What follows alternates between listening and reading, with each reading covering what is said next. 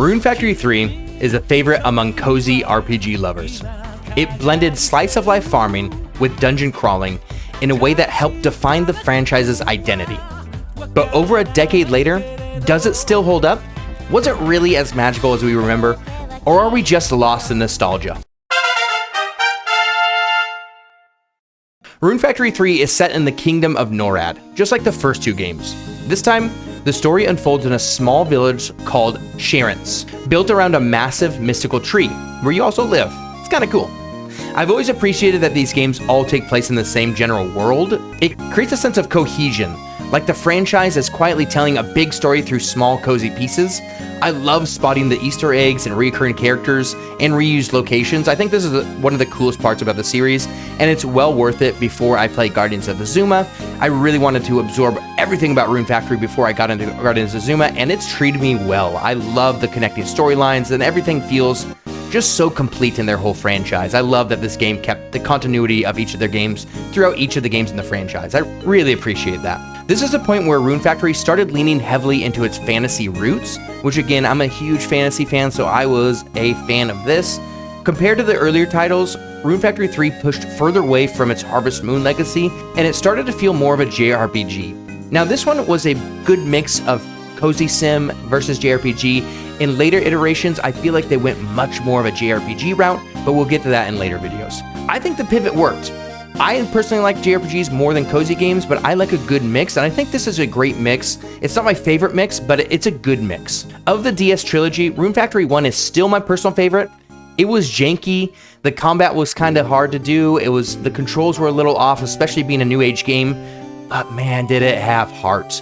Oof, it had so much heart. And the crafting and boss mechanics felt really good in Rune Factory 1. I'm so glad they defined themselves with the crafting boss mechanics that early on in this franchise, because it was amazing. Rune Factory 2, on the other hand, had ambition but lacked a lot of balance. The grind was rough. Oh, going through that first arc of the game just to romance my Sim Salabim little wizard girl was awful. I just spent most of the time watching a movie on the side while I waited for her to come to her spot at 9 a.m. or 10 a.m. in the game. I'd give her a gift and run back home, sleep, go back to the spot, give her a gift, run back home, sleep. It was awful. The pacing was terrible in Rune Factory 2. Now, Rune Factory 3 took these same ideas and streamlined them, but maybe a little too much. It's like they decided to sand off all the rough edges of 1 and 2 without asking whether some of those edges actually gave the game personality. The story was definitely the strongest part of Rune Factory 3, but the gameplay systems felt watered down. Crafting was easier, the battles were less intense, and the newly introduced monster transformation system, while cool on paper, was a little too simple. It's almost like they simplified everything from the games before. Great for a broader audience and getting new people into the series, but man, it just, as a JRPG lover and someone who's played a ton of different games with a bunch of different mechanics and stuff like that, I just don't like the simple stuff anymore. I like the janky stuff. I like the confusing stuff. I like the complex systems. Let's get out of the trend of simplifying things. Now, if Rune Factory 2 did the opposite, where everything was just overcomplicated and it was an exhausting marathon, but Rune Factory 3 was much more pleasant and honestly forgettable. I spent 100 hours in Rune Factory 2 and around 60 hours in Rune Factory 1, but only around 25 hours in Rune Factory 3. It's a faster, more accessible game, but maybe a little too easy. To its credit, Rune Factory 3 did go all in on fantasy vibes. The tone and themes felt much closer to a traditional JRPG than a life sim. If Rune Factory 1 was Harvest Moon of the Swords, Rune Factory 3 was half JRPG, half farming. Let's talk about the story now. You play as Mika, a half-human, half-monster who wakes up with, surprise, amnesia. Classic Rune Factory. Love it. I hope they never get rid of the amnesia aspect. It's not until Act 1 that he discovers his true nature and gains the ability to transform into a woolly. Spoilers, sorry. That twist isn't just cosmetic though. It plays into the central conflict between humans and the Univir, a race of monster people living in seclusion on the other side of the map. Mika's whole arc is about bridging those two worlds, overcoming prejudice, building unity, and finding love in the middle of it all. Much like a lot of modern JRPGs. I feel like this is where the JRPG aspects come in. A lot of JRPGs are about overcoming prejudice. I love it. I grew up with it, of course. It's a great theme. It just works well with the story. But I do like how Rune Factory adds in that last little bit. Romance. And the romance actually mattered in the story, which I really appreciate. You don't get that much. This was the last game in the series where getting married was required to complete the story, and honestly, I loved it. Later games make romance totally optional, and I get it, like, it does bog down the playtime of the game because you're basically just giving someone's favorite gift to someone over and over again. But it's those little perks that I really like. As someone who likes to finish a game and move on, I often skipped the optional stuff. Because if I did all the optional stuff in all these games, it would take me a century to beat them. And it sucks that romance is optional in the other ones, and Rune Factory 4 and 5, because some of the characters in those are genuinely great, and I want to be forced to romance them. In Rune Factory 3, I was torn between Marion and Carmen.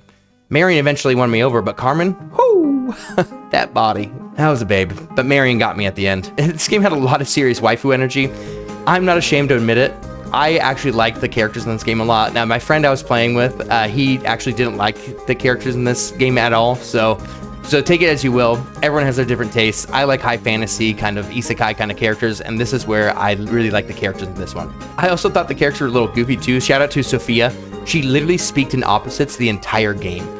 It's fun for about 20 minutes, but then it gets infuriating when you're doing quests from her, and it just becomes confusing. If you forget she's speaking in opposites, it's just kind of hell. The romance felt woven into the plot in a way that made character interaction feel actually meaningful, not just optional flavor text, you know? I really hope Guardians of Azuma does something similar, though I still haven't played it yet, and just seeing that Rune Factory 4 and 5 don't have forced romance options, I doubt Guardians of Azuma is going to do that. But still, I really hope they force me to romance somebody in order to progress the story. I really like how it takes one of the side characters in the game that normally isn't in the main story and injects them into the main plot, and it just gives so much more value to side characters in the Rune Factory games. I enjoyed it a lot. Overall, story-wise, Rune Factory 3 leaned more into fantasy drama than farming drama. You didn't need to grow specific crops to progress, except at the very end. You needed to do that a little bit, but it wasn't like Rune Factory 1 or 2 when it really took up a lot of time. You just needed a few simple crops to move on. On the other hand, that made the story flow a lot smoother. It took out a lot of the struggle. That's kind of good, but also it took out a lot of the soul of the game. I will still give them credit for trying something different. I don't think it worked in this case. I think it made it a little too easy, but it did pave the way for Rune Factory 4, which was, I think, is a culmination of all their efforts and perfected everything that the Rune Factory franchise is about. So let's get into the gameplay systems. First up, we have farming. Let's be real. Farming takes a big backseat in Rune Factory 3. I barely touched my field. I think I planted a few crops maybe once or twice just to get through the final dungeon requirement. Sure, growing crops is the best way to make money, but honestly, I didn't really need much cash.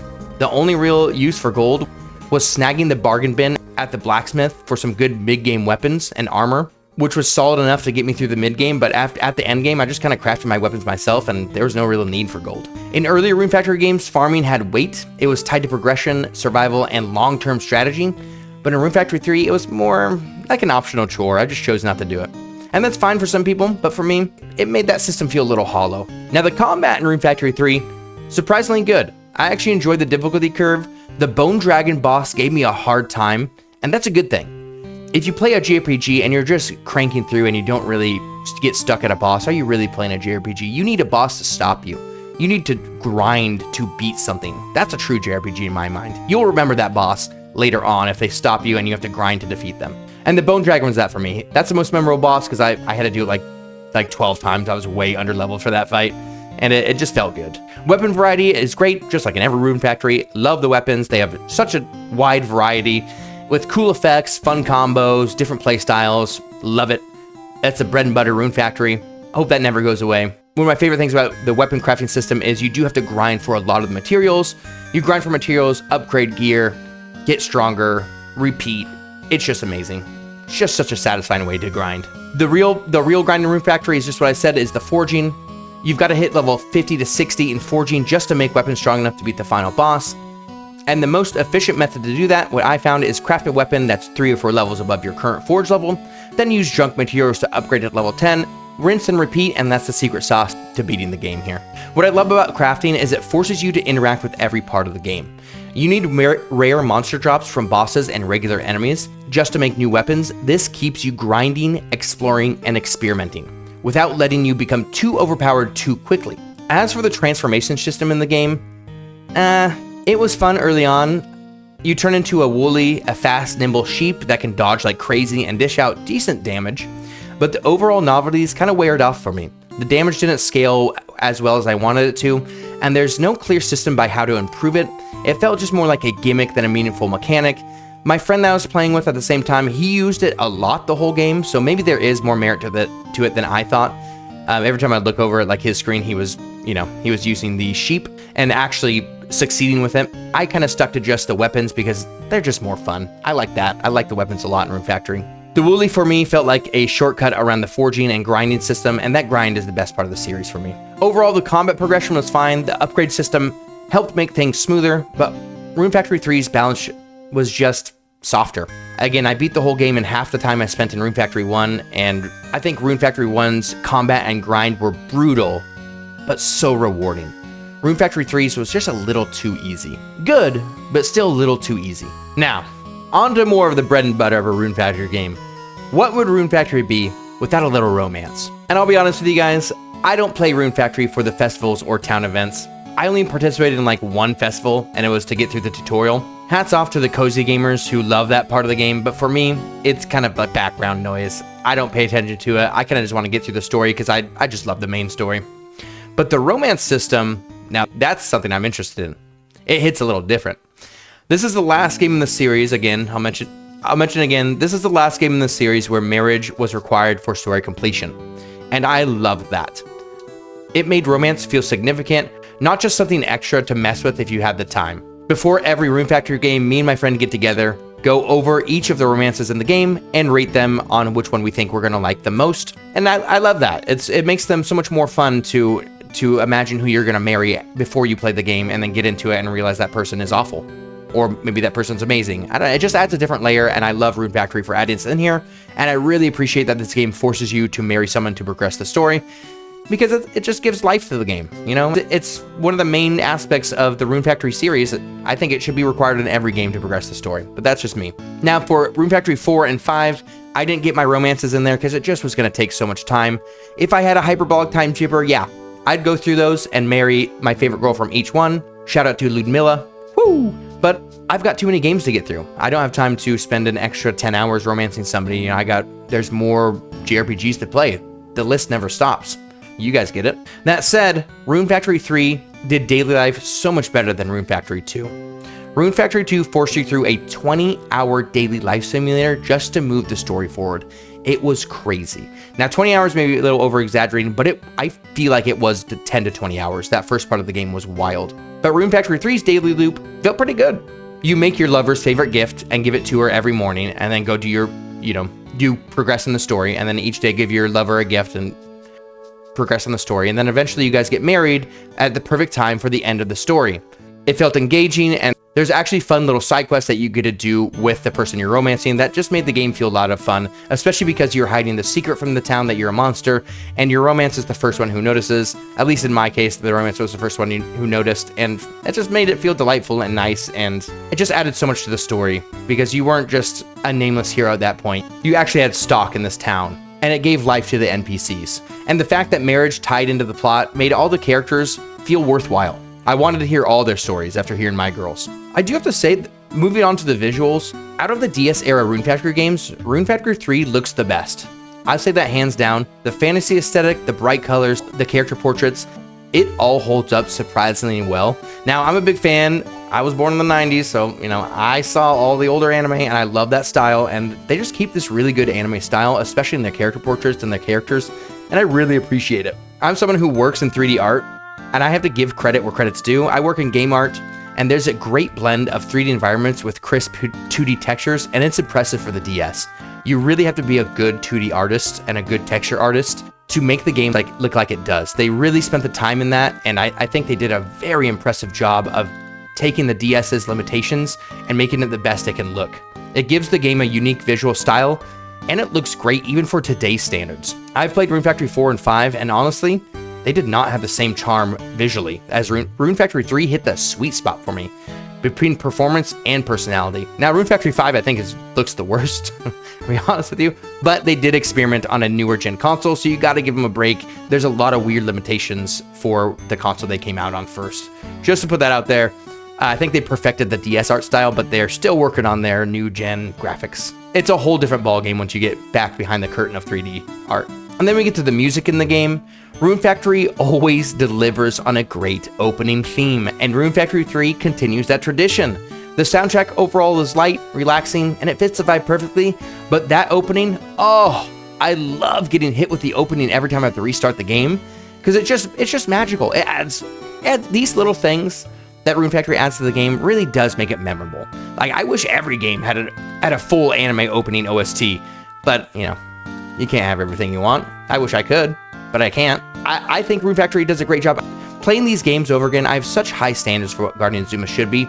They better have an opening, or else I'm going to be pissed. Now let's talk about the legacy of Rune Factory 3. Before playing Rune Factory 3, I combed through a bunch of Reddit threads and fan forums, and the consensus was loud.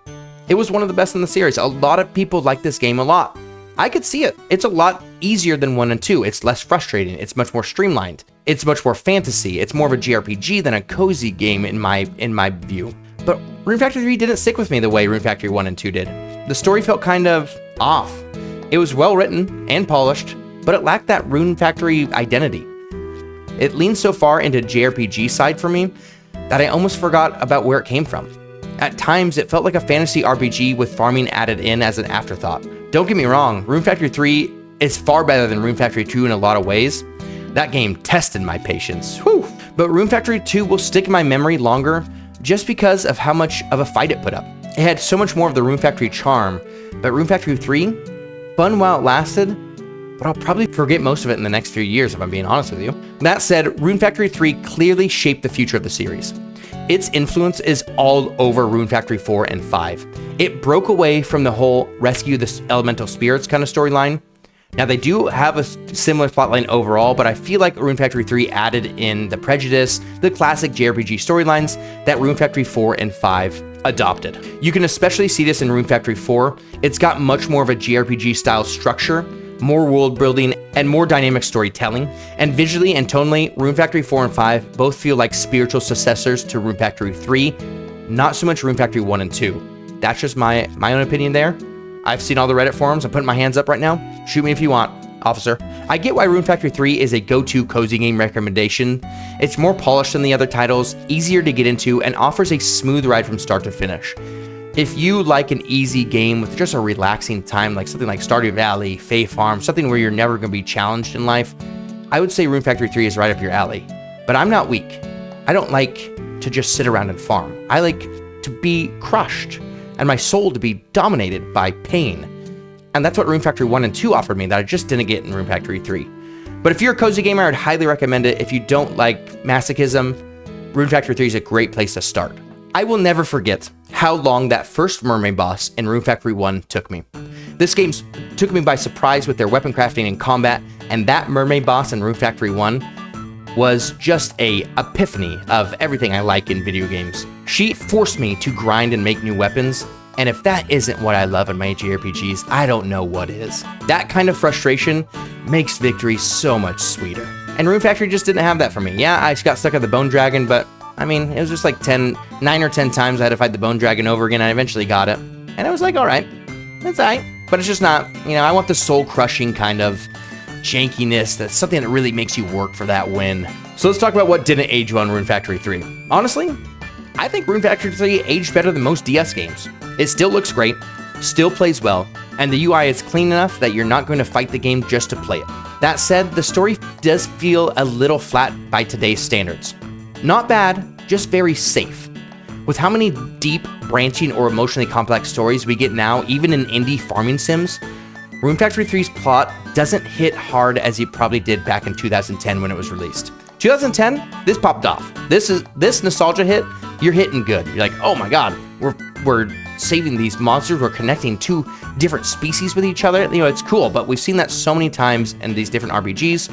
It's also designed to be more welcome to everyone. And while that's great for a lot of players, it also takes a lot of satisfaction away when it comes to earning your victory.